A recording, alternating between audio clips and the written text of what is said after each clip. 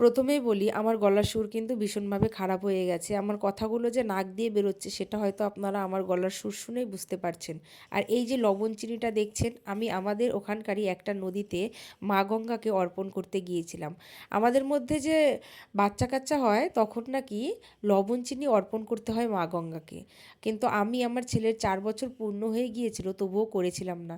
আর সেই জন্যই আমি আজকে গিয়েছিলাম। আর এই গয়নাগুলো দেখছিলেন, এই গয়নাগুলো আমার মায়ের, আমার মা আমার কাছে রাখতে দিয়েছিল সেদিনটা পরার জন্য, তাই আমি দিয়েছিলাম। আর এই যে এত কিছু দেখছেন রান্না করেছি, এটা কিন্তু আমার ছেলের বার্থডে উপলক্ষে। দিনটা ছিল আমার ছেলের বার্থডে, সেই জন্য সব কিছুই করেছিলাম মোটামুটি। আর এই ভাজাগুলো দেখছেন, থালটা ফাঁকা লাগছিল তাই না?